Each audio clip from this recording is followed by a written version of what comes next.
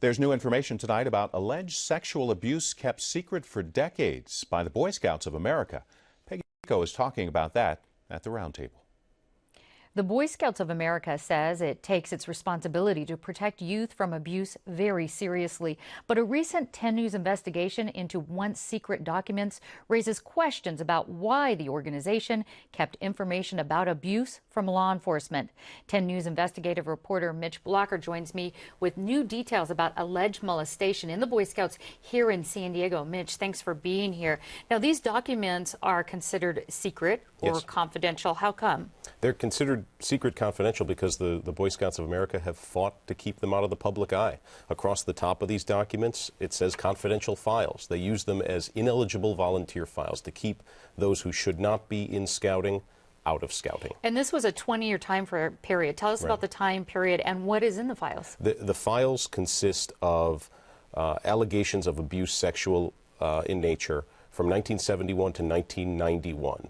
These files have newspaper clippings of trials.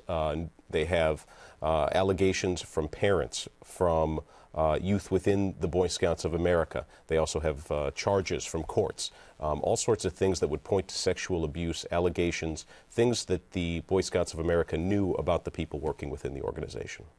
But they didn't release it to law enforcement. Once again, now, a court order in Oregon, tell us a little bit about this. They actually forced the Boy Scouts to release these documents? The Oregon Supreme Court upheld the decision to release the documents. The documents were initially released out of the state of Washington, a case involving a man named Matt Stewart, who was molested when he was a child. He's now an adult in his 40s. He hired an attorney out of Seattle named Tim Kosnoff, who pursued civil litigation against the Boy Scouts of America for his client, Matt Stewart. And he won, and part of the settlement was to release these confidential files. The case you're talking about in Oregon involves another civil case. Okay, yeah. And I just wanted to briefly take a moment to see what this was on a website of the Boy Scouts. Here's what they had to say about releasing the documents. Okay. We take our responsibility to protect youth from abuse very seriously and work hard to ensure that we maintain the highest quality leadership. We have a long history of incorporating new best practices into our youth protection program.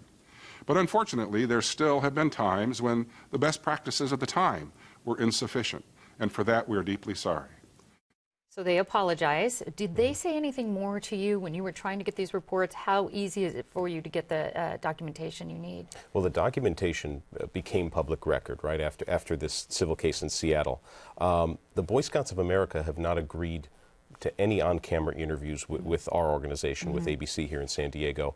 I know of other ABC affiliates across the country who have tried to get them to talk on camera as well, and they have refused those requests as well. Their spokesman has corresponded with me. I've provided some questions, some things I wanted to know, and he's given me some answers. But no direct communication with them, as far as you know, as far as making a statement about how they handle these cases. Before we go on, I want to ask you, how many cases in San Diego right now involve the Boy Scouts and possible molestation charges? We know, what we did was we sorted out of about 5,000 cases to find how many involved San Diego, and we were able to find at least 35 specific cases that involved sexual abuse in that 20-year time frame.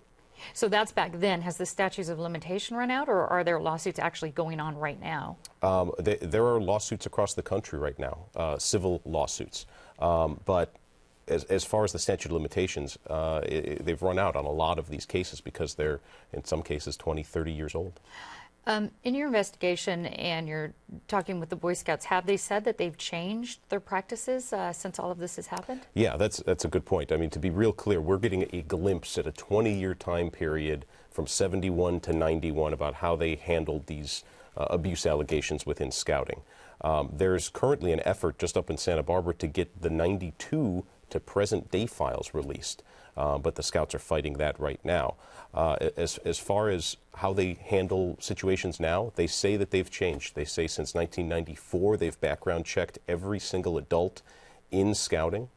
They say that this is a glimpse into the past. Yeah, they say that, but they're still withholding that information right now. Why don't they want those documents released? That's a good question. I'd love to be able to ask the scouts why. The lawyer who is fighting this, it's a very similar case to the way that the earlier files got released. He is representing a child who was molested by a guy up in Santa Barbara in 2007, and he actually won this civil case. The files are to be released, but the scouts appealed the decision, and now it's going to the Supreme Court. All right. Well, thanks so much for joining us. We will continue to follow this story. We can watch your full report tonight